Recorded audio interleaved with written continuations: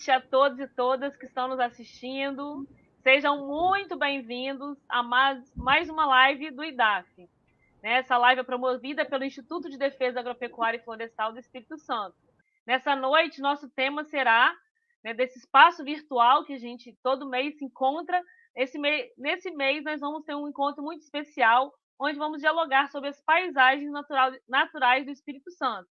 E hoje nós temos 3 convidados muito especiais. A Luísa Bricali, que é doutora em Geologia, com doutorado sanduíche na Universidade de Roma, é professora da Universidade Federal do Espírito Santo.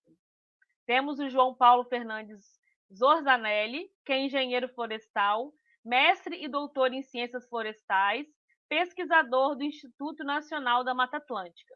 E o nosso colega Pedro Raidal de Sá, que é engenheiro agrônomo, mestrando em Geotecnologias aplicada ao meio ambiente e é subgerente de controle florestal do IDAF. Essa live, diferente das outras, ela começou com uma campanha no Instagram do IDAF com a hashtag #AquiTemIDAF. Nessa campanha, mais de 220 fotos foram publicadas mostrando as paisagens naturais do Espírito Santo, com destaque para as florestas, afloramentos rochosos, florestas, praias, manguezais, restingas, cachoeiras, rios e também as intervenções humanas, as plantações, as pastagens que compõem as paisagens do nosso estado. Agora nós vamos conhecer um pouquinho mais sobre a Luísa Bricali, nossa convidada. Boa noite a todos. Primeiro, eu queria agradecer o convite aí. É uma honra poder participar, falar um pouco das belezas naturais do Espírito Santo. Eu me formei pela UF, na verdade, sempre gostei dessa parte da natureza, do estado do Espírito Santo, né? Na verdade, da natureza de uma maneira geral. Eu fiz meu mestrado na USP, trabalhei com geomorfologia, com geologia, no mestre Álvaro, inclusive aqui no estado do Espírito Santo. E depois eu fiz o doutorado em geologia, trabalhando com tectônica, e fiz parte dele, né, na Universidade de Roma, também trabalhando com tectônica, e onde eu trabalho até hoje, na verdade. Meu sonho sempre foi ser professora, pesquisadora, e aí eu passei no concurso em 2013, e hoje eu estou na UFS trabalhando, mas já tive experiência na área de empresa, né, trabalhando com universidade também particular, e o que eu gosto realmente de fazer é pesquisa e ensinar. Que ótimo, obrigado, Luísa. Tenho certeza que hoje nós vamos aprender muito com você.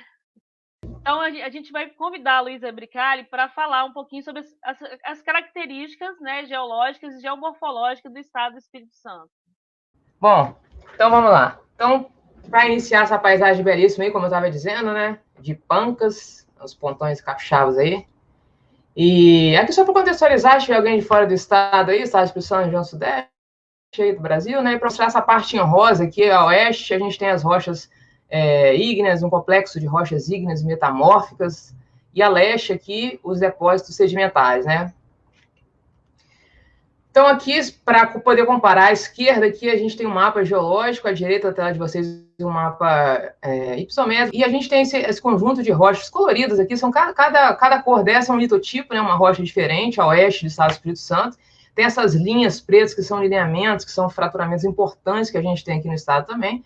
Em laranja a gente tem a formação barreiras, e aqui em amarelo os depósitos sedimentares quaternários. Tem uma certa correspondência, por isso que eu coloquei um do lado do outro, que aqui a gente tem essa parte mais alta aqui do estado, né, essa parte oeste aqui do estado, somente no sul do estado do Espírito Santo, a Serra da Mantiqueira, né, a parte setentrional, a parte norte dela, na verdade, que é uma serra importantíssima do Brasil, Serra do Caparaó, Serra da Mantiqueira, aí só para o pessoal se contextualizar, quando a gente sobe ali para Domingos Martins, a gente está subindo a Serra da Mantiqueira já entrou na Serra da Mantiqueira já. E mais a norte, um relevo alto, mas um pouco mais dissecado, mais trabalhado, né? E com uma correspondência com essas rochas aqui coloridas, esse complexo, essa associação complexa de rochas ígneas e metamórficas. Essa coloração amarela aqui nesse mapa corresponde mais ou menos a essa laranja aqui, que é a formação barreiras, que a gente chama de tabuleiro costeiro, que corresponde àquelas falésias bonitas quando a gente vai para o sul da Bahia, ali, mas aqui no Espírito Santo também tem, né? Que é a Imeaípe, Guarapari, que são os tabuleiros costeiros, né? Por que tabuleiro? Porque o tabuleiro de cabeça para baixo, né? A gente tem aquela forma tabular e as vertentes muito íngremes. E em verde, é uma correspondência com essa parte amarela aqui, que são os depósitos quaternários, e aqui a planície, dando destaque aqui para a planície costeira do Rio Doce, né? Uma planície, uma das mais importantes do Brasil, inclusive a mais importante do estado, e o Rio Doce também como um dos rios mais importantes do Brasil. Então, só para contextualizar aqui. Então, aqui um pouco de foto, que o pessoal gosta de ver paisagem, é disso que a gente está falando, né? Aqui a Serra da Mantiqueira, então, nessa foto A aqui, tem um fraturamento bem marcado, né? Ali. Aqui atrás, uma região de serras mais altas, umas colinas um pouco mais baixas. Aqui, Forno Grande, né? Uma área importante do estado também. Aqui, uma área um pouco mais baixa. E para mostrar aqui, na apresentação anterior também tinha um lineamento, né? Uma coisa reta, um vale retilíneo bem marcado aqui.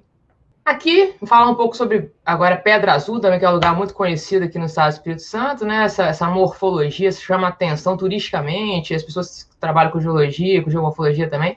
Então, chama atenção essa morfologia de pão de açúcar, que a gente chama, a gente também tem pão de açúcar, como tem no Rio de Janeiro, não é só lá, né? Na verdade, é uma característica típica do Brasil, isso. Aqui, para mostrar a foto, aqui o lagarto, né?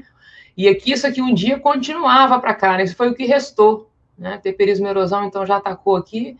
Mesma coisa acontece com esses alvéolos, que são esses buracos, né? Entre aspas, aqui, presentes na rocha. Tem uma aula de campo aqui que o pessoal da UFSC que a gente fez, e um ponto de parada foi em Pedra Azul. Bom, a Serra do Caparaó, isso aqui é uma vista, é uma foto aérea, né, uma ortofoto, aqui a Serra do Caparaó seria essa serra aqui, né, uma serra importante também, na verdade, é o ponto mais alto do Espírito Santo, né, e o terceiro maior do Brasil, que é o Pico da Bandeira, quase 3 mil metros de altitude, então uma área belíssima, e aqui, né, a paisagem, a gente vê lá de cima, com um relevo bem marcado por serras, uma região alta, serras bem marcadas e um relevo bem controlado tectonicamente. E aqui é a região de Pancas, né? A parte mais dessecada, mas também alta, né? Ó, alguns morros se destacam na paisagem, né? Então, essa morfologia de mar de morro, na verdade, de pão de açúcar, a gente chama, né? Então, uma intrusão magmática que aconteceu ali.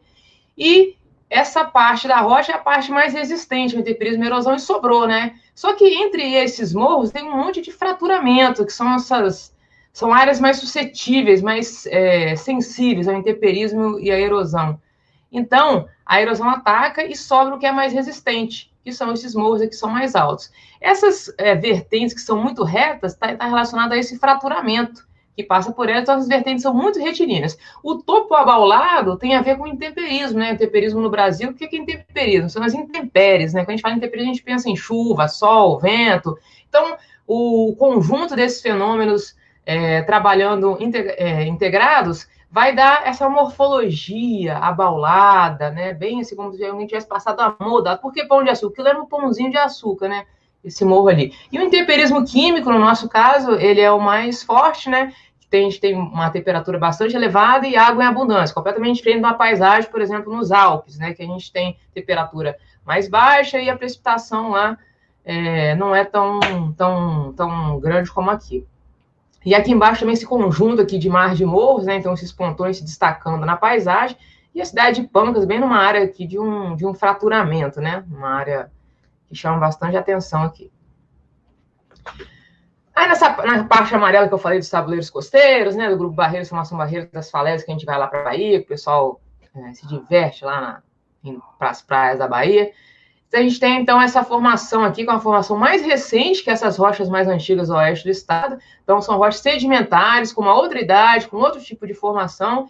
E elas são todas coloridas, né? Avermelhadas, amareladas, coloração branca. Essas cores geralmente estão relacionadas à cor da argila que compõe esse material, né? E o ferro também, presença do ferro.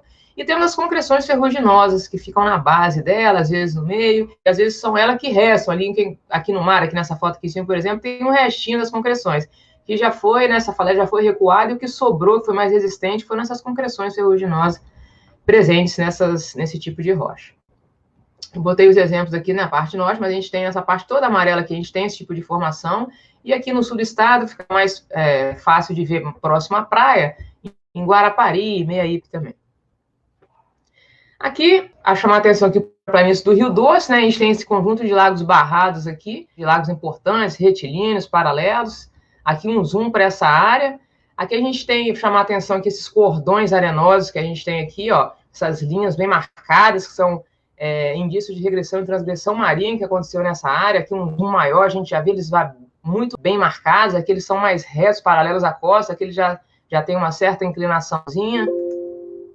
Aqui a gente tem o Rio Doce aparecendo aqui também, né? Então a gente tem esses bancos de areia, que é a parte onde o rio ele perde um pouco a energia e deposita essas areias aqui. O Rio Doce é um rio importante, de grande energia, a serra lá no fundo. Aqui um zoom, né, nesses bancos de areia. Então geralmente nessas partes onde o rio faz a curva, né, ele perde bastante energia, acaba depositando, aí formam esses bancos de areia. Aqui a foz dele, né, se a gente reparar, na verdade a dinâmica costeira ela é muito rápida. Então, cada vez que a gente vai no Rio Doce, vou lá uma semana, depois na outra já tem uma cara diferente, o encontro do mar e do rio. Então, essa foz ela tem uma cara diferenciada por causa dessa dinâmica. Aqui os cordões arenosos vistos de cima, aqueles cordões lá, né? E a gente consegue perceber, quem vai para a Regência consegue observar isso na praia também. Temos as dunas aqui, as famosas dunas de Itaúnas, né? Que elas são formadas quando você tem que ter uma direção de vento, né? Uma direção de vento específica. Temos que ter sedimento, um aporte sedimentar e uma área para receber isso. E aí, esses grãos eles vão sendo depositados, né? Eles vão ser depositados um após o outro, e aqui o vento vai continuando sua erosão, vai sendo depositado, e vai sofrendo erosão aqui e deposição aqui, erosão aqui e deposição aqui. Então, um processo de saltação, tipo que acontece no fundo de rio, né? E depois tem uma desaceleração do vento que faz com que esses sedimentos eles sejam depositados e vão formando essas dunas. Vitória, falando um pouco da nossa cidade aqui, né? Então, Vitória ela é uma ilha, então tem essa parte aqui da Bahia, que corresponde a uma zona fraturada também, né? Que tem a ver com outros fraturamentos que a gente tem no estado do Espírito Santo. Temos no meio aqui o Maciço Central de Vitória, que é essa parte mais alta de Vitória, né? Alguns morros isolados aqui. E temos a área de planície, né, que é a parte continental de Vitória. A área de planície é uma ilha que a gente tem no Espírito Santo. Então, eu costumo dizer que o Espírito Santo é um mosaico da geologia, da geomorfologia, porque no limite político a gente tem uma diversidade enorme, né, de ambientes geológicos, geomorfológicos, uma diversidade muito grande que não é qualquer estado que tem isso. A gente tem, além de paisagens diferenciadas, processos diferenciados dentro de um limite político, né? Isso é muito interessante.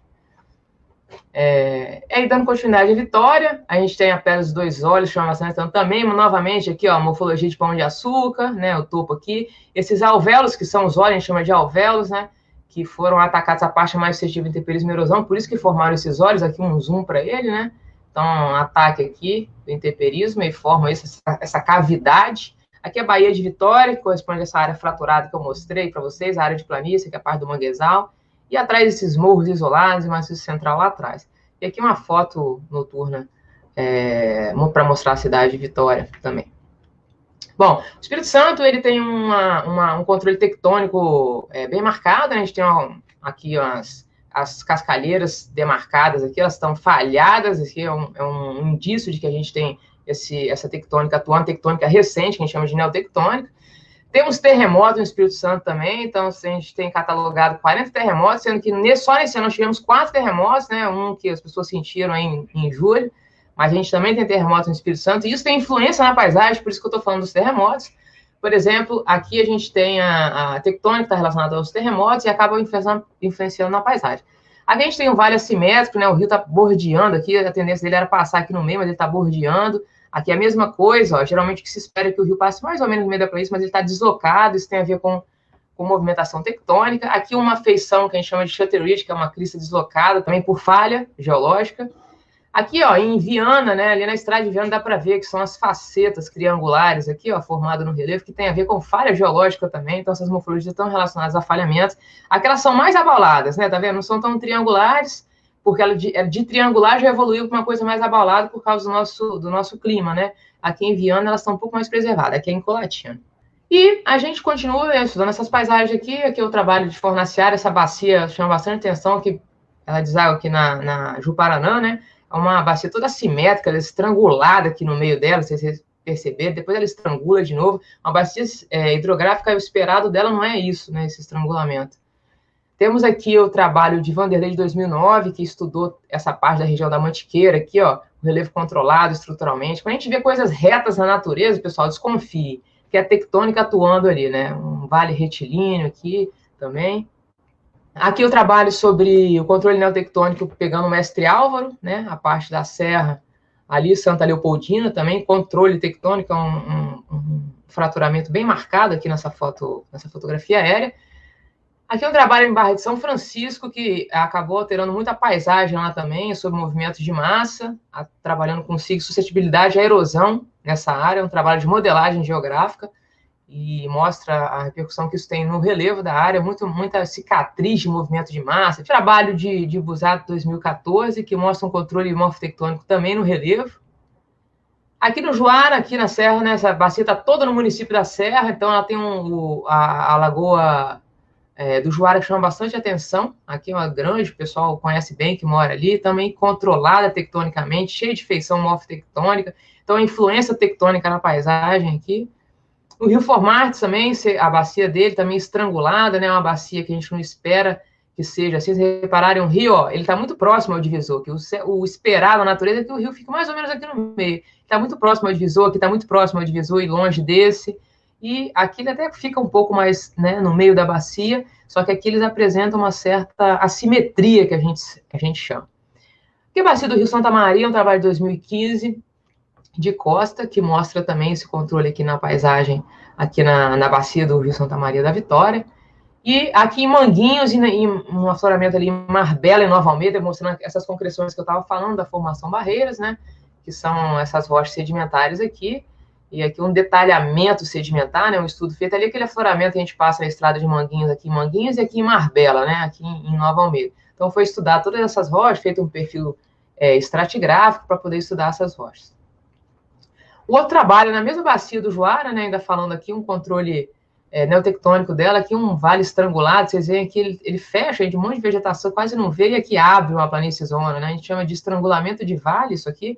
Então são feições que a gente vê toda hora, mas a gente às vezes não se atenta para esse controle. Então é uma área controlada por rochas e graves, rochas são áreas mais altas, graves são áreas mais baixas, que são formadas por falhas geológicas. Aqui o trabalho de Moscon, que trabalhou com suscetibilidade à erosão na mesma bacia, né? Então mostrou áreas que são mais suscetíveis a ter erosão ou não, mas e mostrando aqui a Lagoa do Juara, né? Importante ali, e as áreas mais suscetíveis à erosão, né? Trabalhando com modelagem geográfica nessa bacia. E o trabalho sobre sondagem, nessa área aqui do Joca de Itaparica, ali em Vila Velha, então usando a sondagem, né? SPT, colhendo esse sedimento, esse material aí, a gente conseguiu formar vários perfis e ver como que essas camadas, né, subsuperficiais, elas são formadas e como que elas poderiam interferir na paisagem atual. Aqui o uso do GPR para a gente poder entender subsuperficialmente como é que funcionam essas fraturas e como é que elas aparecem na superfície depois e qual a influência que isso tem. Então isso acaba, às vezes, voltando aqui, substituindo um pouco a sondagem, né, muito mais rápido, então é um radar que trabalha com antena e capta o que a gente tem na subsuperfície. Aqui eu trabalho no Mestre Álvaro, um trabalho de 2019, de Silva, que mostra também aqui o relevo do Mestre Álvaro, que é um relevo que se destaca na nossa paisagem do Espírito Santo, né, um maciço importante, com granitos muito diferenciados, aqui um granito porfirítico bem marcado, aquele já mais homogêneo, e esse afloramento aqui todo fraturado, né, do granito. Trabalho mostrando a geologia e a geomorfologia do Mestre Álvaro de 2019.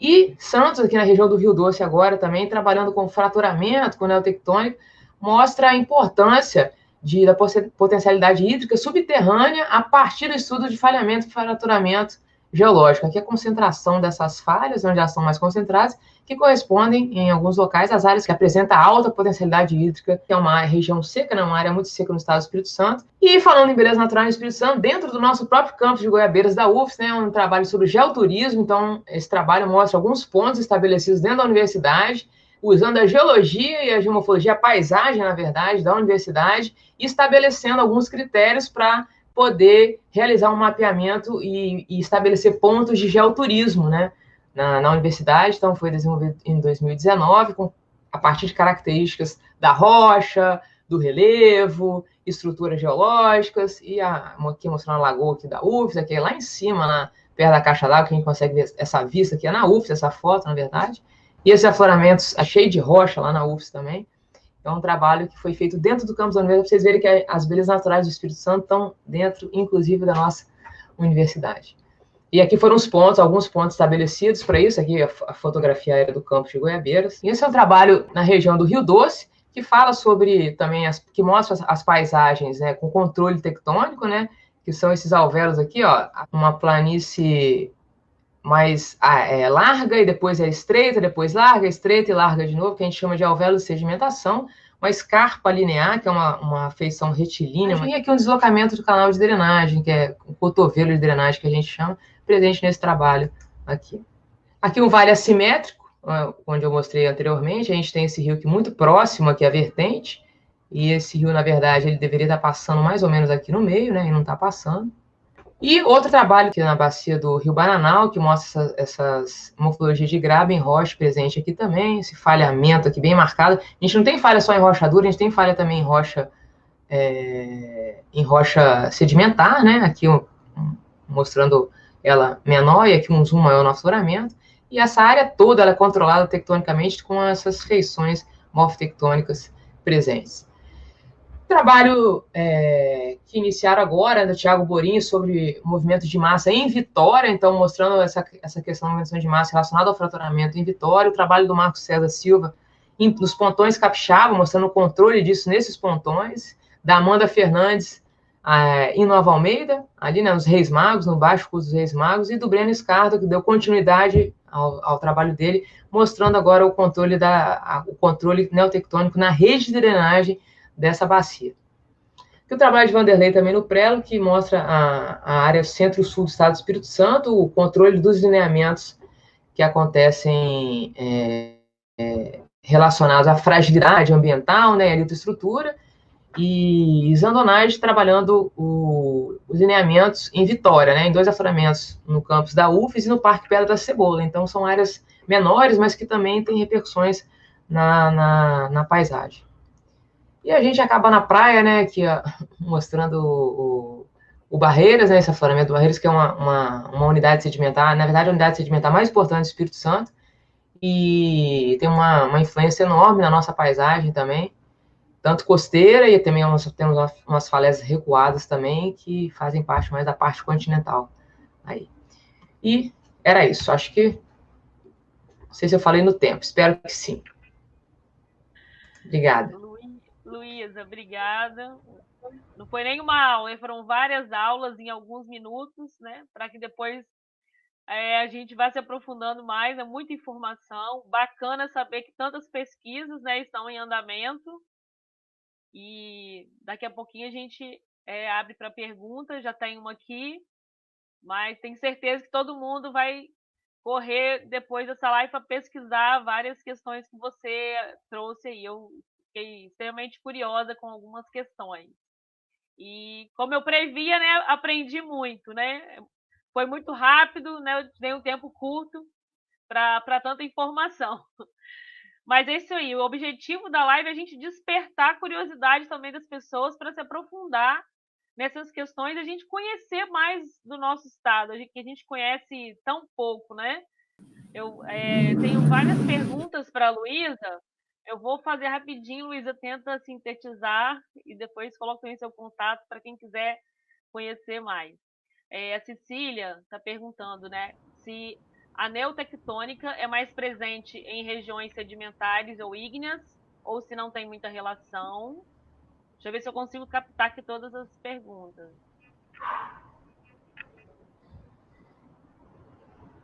A professora, o Logan, a professora Luísa comentou que a Barreiras é um grupo sedimentar mais importante do Espírito Santo. Essa importância é devido a algum sentido em seu uso direto ou apenas pela questão da expressividade no cenário geológico do estado? E acho que tem mais uma questão do Geraldo. O Geraldo quer saber, aproveitando a iniciativa da Raquel, há esse tipo de estudo no território do Caparaó? E também o Josué quer saber se a descamação ocorre apenas em rochas graníticas.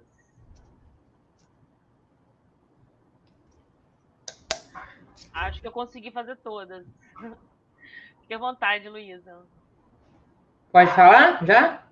Sim. Bom, Então, começando com a neotectônica, na verdade, o termo neotectônica, ele se remete a uma tectônica no período geológico recente, né? Não é uma tectônica nova, não é algo diferente de uma tectônica que já existe. A gente consegue realmente afirmar categoricamente que é neotectônico se esse material que é afetado por essa falha, ele for recente. Então, as rochas de formação barreiras, que é do Mioceno, Plioceno, a datação, e as rochas e os depósitos quaternários, eles são datados mais ou menos dessa idade. Os depósitos quaternários são mais novos, claro.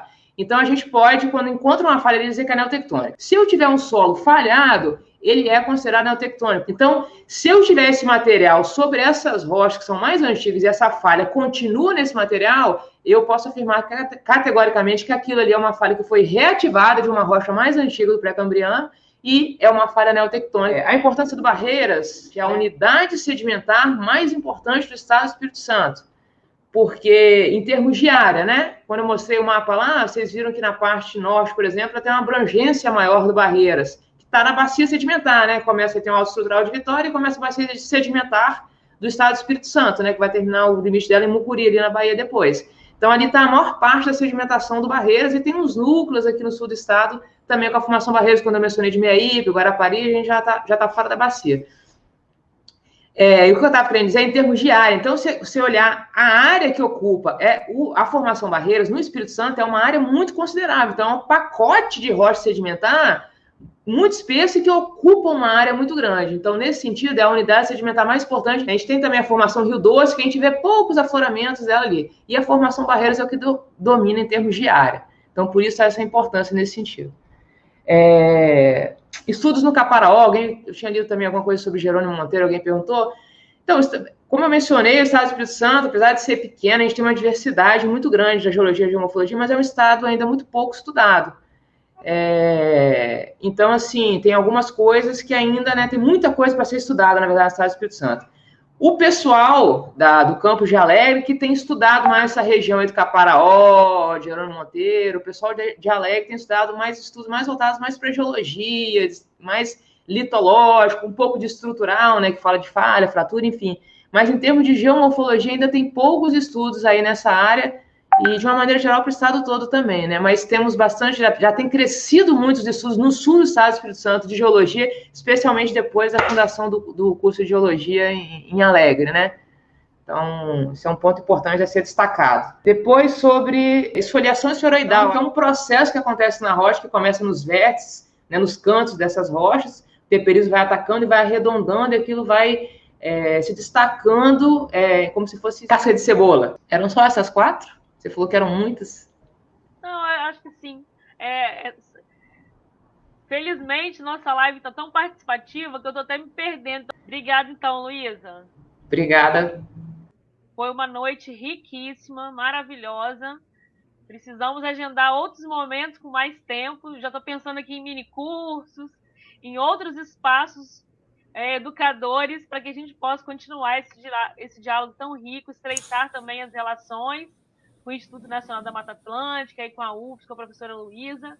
E agradecer também o convite. Foi muito bom poder falar do Estado do Espírito Santo, né? Sempre muito bom, um estado pouco lembrado. Eu acho que tem que ter mais espaço para isso.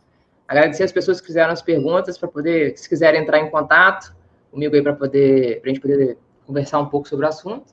E estou à disposição aí do IDAF, do Governo do Estado, para qualquer coisa relacionada às paisagens do Espírito Santo ou temas que eu trabalho na universidade. Obrigada. Okay.